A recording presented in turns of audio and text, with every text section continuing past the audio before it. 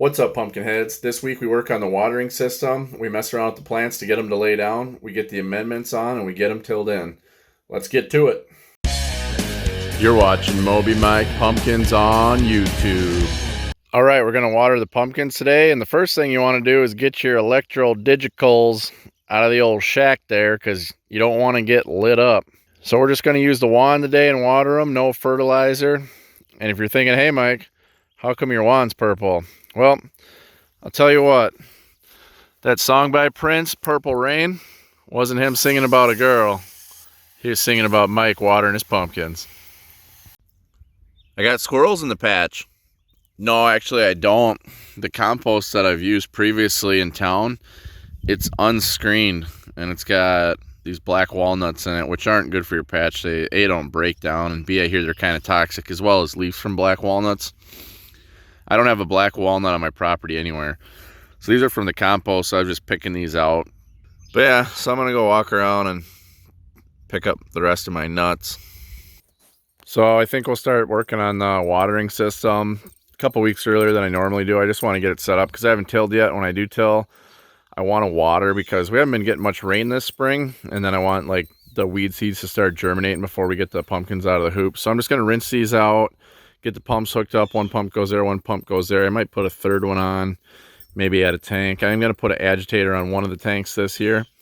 And so we'll just get kind of working on that, doing a few things every day before we need to do some major work. So I went ahead because I never put anything away. I left these water hoses out here from 2019. We got to find them. And I think there's one there.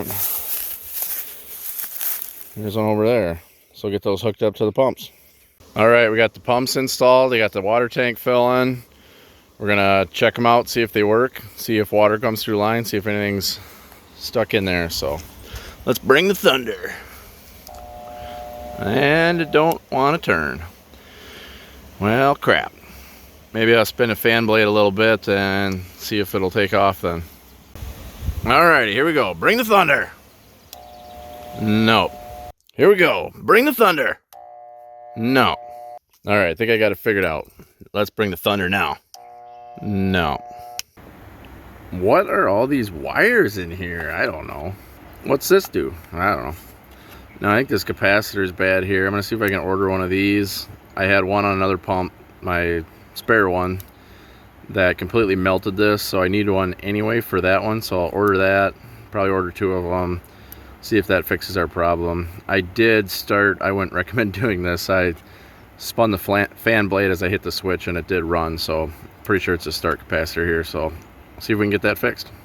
All right, let's try the other motor. Bring the thunder. There we go. All right, so we got one that works, and we got to fix the other one. All right, we got waterage here. Must have been no gophers stuck in there, so that's pretty cool. May 14th, here's a 2200 Wolf. Looking real nice.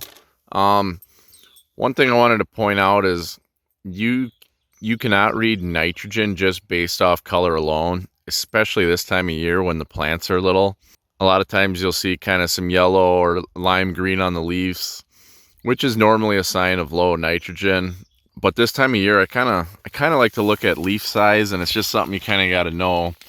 And like my hand's about like 7 inches across, so these leaves are about 14, 15, 16 inches there. That's the first true leaf. The second one cut off, so it's like third and fourth. That plant's whatever, about that size.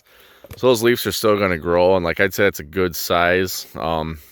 If these leaves were more like this size right now, I'd probably say a little bit of nitrogen, but this plant looks pretty good on color too. And the leaf size looks about right. So I'm not going to add really much more nitrogen right now. These little hoop house areas are amended, so we'll just kind of take her easy on that. This one is laid down fully now, so we will be able to push it a little harder than that, but I think everything looks really good, and more is not always better, so we're just going to keep this one moving along, and it's looking really good. All right, guys, these hoop houses are getting kind of weedy, so I'm just going to clean them up. I'll use a little loophole like this, and it just kind of work it back and forth like that, and just kind of breaks and cuts the weeds off at the top. So we'll get her all cleaned up here and do that to all three of them. Here we got the 2593 Peyton. It's trying to do everything but lay down, so sitting on that leaf there. That secondary is like double, triple. We'll have to cut that off. I don't know if we're gonna need to cut this leaf off, but just really kind of odd. It kind of doubled up on the vine there, and it's really stiff. So we're gonna have to play around with it here a little bit, see if I want to cut that leaf off, try and get it in the right direction. The weather is gonna be really good these next few days, so we want to make sure it's set up that it can kind of lay down by itself and not kink. So we'll have to play around with this one a little bit to get it down. Kind of a goofy looking secondary there. You can see it's kind of a flat ribbon vine. Got a bunch of extra crap on it, so just go ahead and cut that off. Had to cut this leaf off the 2593 just to get her to lay down. It's a really nice leaf, and the plant's not all that big, so it kind of sucks. But that's what we got to do. So, all right, we're going to go ahead and put some amendments down. We're going to do 150 pounds of pelletized chicken manure. That'll give us some NP and K. It also has some kelp and humic in it. We're going to do 150 pounds of sulfate of potash. That's going to be our main source of potassium and a little bit of sulfur. We're going to do 80 pounds of pelletized gypsum, just a touch of calcium and a little bit more sulfur. We'll do 50 pounds of a micronutrient blend. That'll give us all our micronutrients for the year. We'll do 80 pounds of alfalfa meal, just a little bit of NP and a little bit of tricontinol growth hormone. We'll do 100 pounds of feather meal. That'll be our main nitrogen source for the year. We'll do 50 pounds of kelp meal. That'll be kind of a biostimulant. And we'll do 50 pounds of dried molasses, which will help feed the microbes to get them going for the year. All right, I got the cords all picked up, and we're going to till this. And I'm just tilling it just to get the amendments in, which you'll notice with me versus a lot of other growers, I don't till my soil a lot. The last time this was tilled was 2019. This will be the only time I till it this year just to get the amendments in, and I'll probably only do like 2 passes. And just the way these hoops are laid out, sometimes some spots it'll be like 3 times, some spot it might only be once. I'll just get it where I can. So we're just going to incorporate those nutrients. I don't like breaking up the soil aggregates. The aggregates are very important for water uptake, root growth, and all that good stuff. So I don't till very deep either. I mean, we'll probably be tilling like less than 4 inches. You'll see a lot of guys, they're way down there in a foot and whatnot. I don't like doing that, so I'm not going to do that. Here's our tiller. It's a 1964 model, 42 horse, 6-foot tiller. It's also got the Pumpkin Picker 2000 attachment up front, so she's a pretty good unit. So even being twice as old as me, she still brings the thunder. So let's get her out in the patch.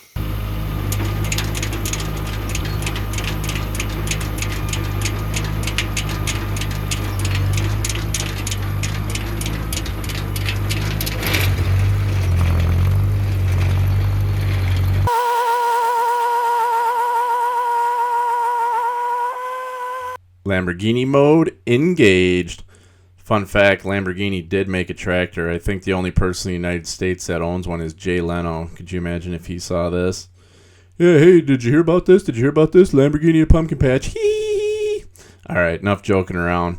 But anyway, while we're watching the tractor tilling here, if you had any questions about the amendments, go back to episode 4 and you can see how we figured out what amendments that we were going to put in the patch and kind of why.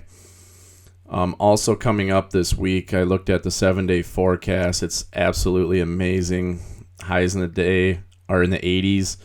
Lows overnight are between like 60 and 65. And with those temperatures, we really don't need the hoop houses. The 2200 Wolf is going to be out of its house probably in 2 to 3 days anyway. So we'll just leave them like fully vented over the night. I don't have to worry about opening them or having someone open them for me. So that'll be really nice. And one of the big keys to getting a big pumpkin is to getting a really big plant before pollination.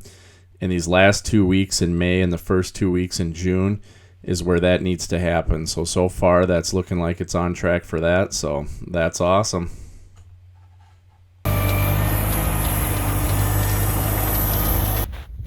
All right, I'll save you the time lapse, but I'm going to work on putting a fence up here just to kind of keep the wind, the dogs, the woodchucks, the deer out. Just a little barrier, and plus when people come over, they just know like not to go into the patch because I don't want people just walking around my patch randomly that don't know what they're doing. So anyway, we'll drive some posts in. We're going to use a snow fence this year. I've used silt fence in the past, but it's been kind of a pain in the butt. You only get 1 season out of it. This I think I should be able to reuse a little more. So we'll get to doing that. All right, so we went and picked up some bamboo sticks. I didn't have very many there, and they had like 3-footers. I normally like the 2-footers. Some stakes for the fence, a couple hoses on sale. We got the fence up. I got a couple posts to put in, fix some kind of sagging looking areas there, but for the most part we got everything in, good enough anyway. Let's take a look at how the plants grew for the week. May 11th, 2261. May 18th, 2261. May 11th, 2200 Wolf. May 18th, 2200 Wolf. May 11th, 2593 Peyton. May 18th, 2593 Peyton. I had to cut a couple leaves off this one. Just trying to get her to lay down. I think it'll be alright, but it's kind of wanting to fight me, so it would be a lot bigger if I didn't have to cut some big leaves off it, but that is what it is, so. Sorry we didn't get to Jim's plant. It actually took the fertilizer okay. I gave it to another grower. He's going to try growing it, guy from work. He's grown a couple before. Nothing too serious, so we'll check in with him maybe and see how he does for the year. But I promise I'll over fertilize the plant and kill one for you guys. So we'll do that coming up.